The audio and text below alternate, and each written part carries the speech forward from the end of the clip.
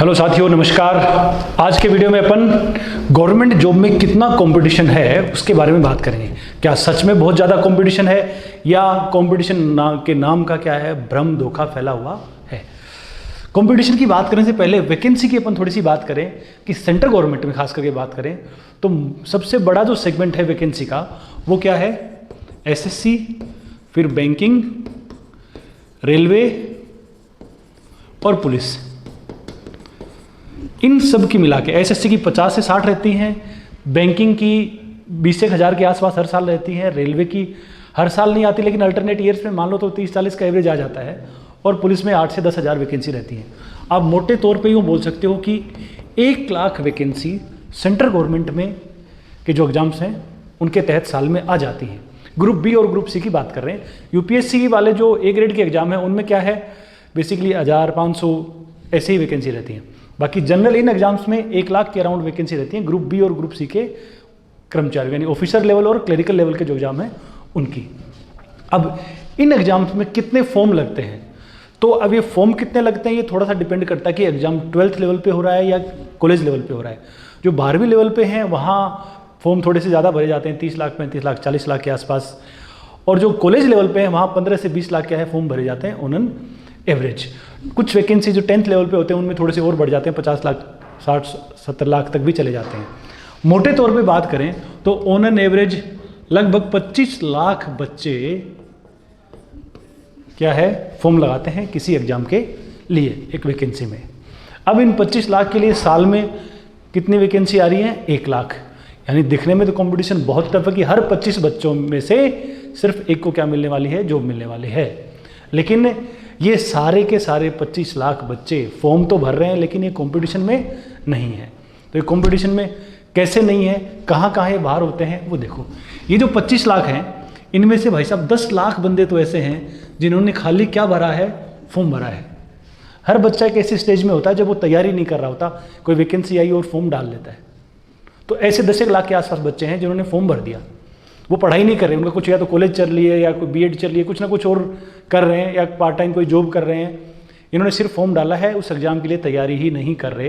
तो इन बंदों से किसी को कोई खतरा नहीं है, ये लोग कंपटीशन में है ही नहीं। पीछे आप देखेंगे तो 15 लाख के आसपास बच्चे ऐसे बचते हैं, 15 लाख के अराउंड। जिन बच्चों से आप पूछो कि भैया क्या चल रहा है तो कहेंगे गवर्नमेंट जॉब की तैयारी चल रही है। यानी वो क्या करते हैं, वो कहीं ना कहीं या तो कोई कोचिंग ऑफलाइन ज्वाइन करते हैं या ऑनलाइन कोई कोर्स परचेज कर रखा है। उनसे पूछा जाए कि तुम क्या कर रहे हो तो उनका जवाब रहता है हमारी गवर्नमेंट जॉब की तैयारी चल रही है। तो यहाँ से दिखने वाला कंपटीशन क्या होता है, शुरू होता है। लेकिन ये भी सारे क्या है, कोचिंग तो ज्वाइन कर ली, कोर्स ले लिया, लेकिन सिर्फ कोर्स लेने से, कोचिंग ज्वाइन करने से सिलेक्शन नहीं होता है। क्लास के अलावा भी, यानी 4 घंटे यदि कोई बंदा क्लास ले रहा तो कम से कम 8 घंटे उस बंदे को सेल्फ स्टडी भी करनी पड़ती है यदि वो पढ़े हुए को क्या करना है, बचाना है। तो इन 15 लाख में से क्या है भाई साहब, 10-1 लाख बच्चे ऐसे हैं जो क्या कर रहे हैं, क्लास तो ले रहे हैं, कोचिंग तो ले रहे हैं, लेकिन उसके अलावा जो सेल्फ स्टडी है वो सिर्फ कितने टाइम की कर रहे हैं, 4 से 5 घंटे की सेल्फ स्टडी हो रही है। और जो बच्चे 4-5 घंटे क्लास के अलावा पढ़ पा रहे हैं ना, उन वो बंदे भी कंपटीशन में नहीं है, क्योंकि यहाँ 4 सब्जेक्ट हैं। इन एग्जाम्स में आप बात करें तो 4 सब्जेक्ट मेनली रहते हैं। मैथ्स रहती है 10th लेवल तक की, इंग्लिश रहती है, रीजनिंग रहती है और जीके रहता है। और एवरेज यदि टाइम की बात करें तो मैथ्स ऐसा है कि क्लास के अलावा एक बंदे को 3 घंटे एटलीस्ट चाहिए। वो अलग बात है, कोई बच्चा पहले से मैथ में बहुत ठीक है तो वो 2-2.5 घंटे पढ़ के भी काम चला सकता है। लेकिन ऑन एन एवरेज बात करें तो 3 घंटे। इंग्लिश है वो क्या मांगता है, 2.5 से 3 घंटे। रीजनिंग छोटा सब्जेक्ट है, 2-1 महीने में हो जाता है, जब रीजनिंग चल रही होती है तो 1-2 घंटे पढ़ लो। और ऐसे ही जीके क्या है, 2.5 से 3 घंटे इसको भी क्या है चाहिए। तो ये टाइम बच्चे को देना पड़ेगा। जो बंदा पढ़ी 4-5 घंटे रहा है वो क्या उस मैटर को कवर कर सकता है, वो एक सब्जेक्ट को बस क्या कर सकता है, ढंग से पढ़ सकता है। तो ये लोग क्या है, नाम के कंपटीशन में है, ये पढ़ाई पूरी नहीं कर रहे, इनका कुछ नहीं होना। पीछे 5 लाख बच्चे ऐसे बचते हैं जो क्लास और कोचिंग के अलावा क्या करते हैं, 8 से 10 घंटे की उनकी क्या है, सेल्फ स्टडी होती है। क्लास के अलावा 8 से 10 घंटे वो घर पे रूम पे पढ़ाई करते हैं। और यहाँ से सही मायने में कंपटीशन की शुरुआत होती है। यानी आप देखो 25 लाख बंदों में से पढ़ने वाले कितने हैं, सिर्फ 5 लाख बंदे। अब 5 लाख में भी क्या है भैया, हर 5 में से एक को जॉब मिलने वाली है। तो यहाँ भी कंपटीशन क्या लग रहा है, टाइट लग रहा है। लेकिन इन 5 लाख में भी क्या है, खामियां हैं। जो अटक रहे हैं वो किन किन कारणों से अटक रहे हैं वो देखो आप। इनमें से 2 लाख के आसपास बच्चे ऐसे हैं, तकरीबन 2 लाख, जो पढ़ तो रहे हैं लेकिन वो सब्जेक्ट को उसकी डिमांड के हिसाब से नहीं पढ़ रहे। यानी बच्चा मान लो क्लास के अलावा 8 घंटे पढ़ रहा है, वो कर क्या रहे हैं, मैथ्स है, किसी बच्चे का मैथ्स बैकग्राउंड से, मैथ्स में इंटरेस्ट ठीक है तो 4-5 घंटे मैथ्स पढ़ डाली, जीके ठीक लगा 2-3 घंटे जीके पढ़ लिया, इंग्लिश में जोर आ रहा था इंग्लिश को छोड़ दिया, या किसी को इंग्लिश ठीक लग रही है तो इंग्लिश को ज़्यादा पढ़ लिया, मैथ थोड़ा सा मैथ्स से कनेक्ट नहीं हो पा रहे तो मैथ्स को 1-8 घंटे ही पढ़ा। तो नो डाउट भले उस बच्चे ने 8-10 घंटे पढ़ाई करी लेकिन वो एग्जाम ओरिएंटेड नहीं चल रहा, वो रिजल्ट वाली पढ़ाई नहीं कर रहा, भले ही वो टाइम दे रहा है लेकिन रिजल्ट नहीं आने वाला। तो ये बंदे भी क्या है, खतरा नहीं है। पीछे 3-1 लाख बच्चे ऐसे हैं जो क्या कर रहे हैं, क्लास के अलावा 8-10 घंटे सेल्फ स्टडी भी कर रहे हैं, सब्जेक्ट को ज़रूरत के हिसाब से क्या दे रहे हैं, टाइम भी दे रहे हैं कि मैथ्स 3 घंटे है तो मैथ्स को 3 घंटे दे रहे हैं, इंग्लिश को भी 2.5-3 घंटे दे रहे हैं, रीजनिंग को भी प्रॉपर कवर कर रहे हैं और जीके को भी कवर कर रहे हैं। तो अब इन 3 में से नौकरी तो फिर भी एक को मिलने वाली है, तो ये कहाँ क्या चीज़ है जो इनको अटकाती है, तो 2 चीज़ें और बच जाती हैं।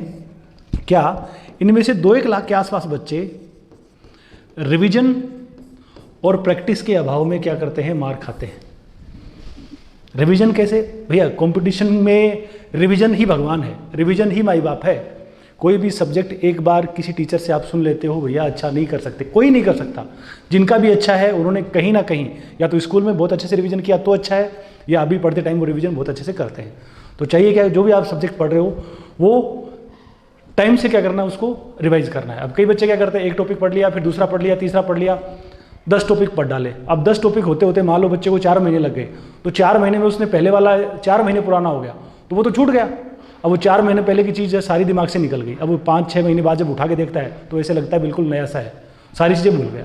तो वो बच्चा भी, उसने टाइम तो दिया लेकिन सिर्फ नया पढ़ने की तरफ चलता गया, उसने रिवीजन नहीं किया, जो पढ़ रखा है उसको पचाया नहीं। एक बच्चा थोड़ा स्मार्ट है, वो क्या करता है, एक टॉपिक पढ़ लिया, पढ़ते ही उसके 2-3 रिवीजन लगा दिए, फिर जब 2 टॉपिक हो गए तो दूसरे टॉपिक के 2-3 रिवीजन लगा दिए, और दूसरे के बाद पहले टॉपिक को भी थोड़ा सा क्या कर लिया, संभाल लिया, संडे को संभाल लिया, किसी छुट्टी के दिन में संभाल लिया। फिर तीसरा टॉपिक हुआ तो तीसरे को तो रिवाइज किया ही 2-3 बार, साथ में पहले दूसरे को भी संभाल लिया।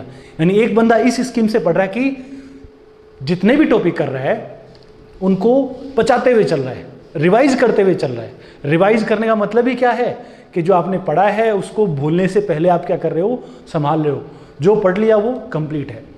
तो ऐसे 2-1 लाख के आसपास बच्चे जो पढ़ाई कर रहे हैं सब्जेक्ट के हिसाब से टाइम देंगे, लेकिन कहीं ना कहीं रिवीजन में गड़बड़ है, या वो प्रैक्टिस में थोड़ी सी क्या कर देते हैं, भूल देते हैं कि एग्जाम में जाने से पहले कोई भी पेपर है तो 20-30 पेपर्स मॉक टेस्ट के कम से कम बच्चों को लगाने होते हैं। अब किसी ने 2-5-7 पेपर लगाए हैं, पेपर्स को एनालाइज नहीं किया तो उनमें बच्चों को दिक्कत हो जाती है। अब इन कमियों से बचते हुए पीछे 1 लाख के आसपास बच्चे बचते हैं जो पूरा टाइम दे रहे हैं, टाइम से रिवीजन कर रहे हैं, टाइम से टेस्ट लगा रहे हैं। और इन 1 लाख बच्चों के लिए क्या है, 1 लाख वैकेंसी हैं। इनमें से भी क्या होता है, कुछ बच्चे अच्छी तैयारी के बाद या तो एग्जाम फोबिया की वजह से, या कभी कभी क्या होता है कोई 2-4 सिली मिस्टेक हो जाती है, उनकी वजह से कुछ बच्चे मात खा जाते हैं। और वो कुछ मात खाते हैं उनके बाबत क्या होता है, कुछ बच्चों का आपने सुना होगा, और कुछ के आजकल तो ऐसा हो रखा है कि कोई बच्चा लगता है वो तो एक एग्जाम में नहीं लगता, वो 2-3 जॉब क्या है लेता है, क्योंकि तैयारी हो रखी है, एग्जाम में मैटर ऑलमोस्ट सेम आ रहा है। तो बच्चे क्या करते हैं, सीजीएल में भी सेलेक्ट हो गए तो सीक्यू भी निकाल देते हैं, रेलवे का एग्जाम है वो भी निकाल देते हैं, क्योंकि सब्जेक्ट तो वही आ रहे हैं, पढ़ाई वो करी रखी है, तो वो मल्टीपल एग्जाम से बच्चे सेलेक्ट हो रहे हैं। तो यदि किसी को सिलेक्शन चाहिए तो बस ये जो दुविधाएं हैं इनसे क्या करना है, बचना है। इन समस्याओं से बच जाओ, खुद को आप इन 1 लाख बच्चों की लिस्ट में खड़ा कर दो, आपका सिलेक्शन हो जाएगा। यदि आप खुद को इनमें खड़ा कर पा रहे हो तो कंपटीशन है ही नहीं, जितने पढ़ने वाले बच्चे हैं उतनी वैकेंसी आराम से हर साल अवेलेबल रहती है। आप ऐसी किसी खामी से ना उलझे तो जॉब आराम से मिल जाएगी। अब तुम्हें क्या है ये डिसाइड करना कि तुम खुद को क्या है इस 1 लाख बच्चों की लिस्ट में कैसे खड़ा करते हो।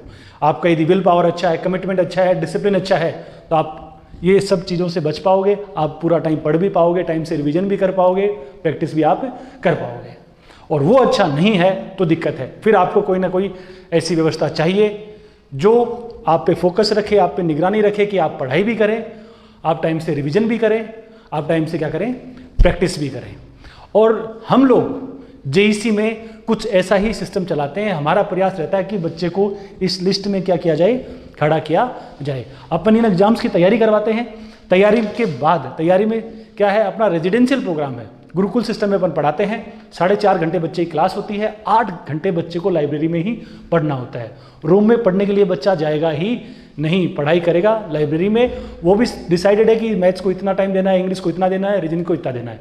और हर टॉपिक के बाद हम क्या करते हैं, हर टॉपिक के बाद 1 दिन 2 दिन का गैप रहता है, ताकि वो बच्चा क्या करे, रिवाइज करे, 2 से 3 बार रिवीजन करे। 2 टॉपिक हो गए तो दूसरे को रिवाइज करो, उसके बाद पहले दूसरे को भी रिवाइज करो। हर टॉपिक के बाद टॉपिक वाइज टेस्ट होते हैं, जिनके बहाने बच्चे का क्या होता है, वो रिवीजन होता है।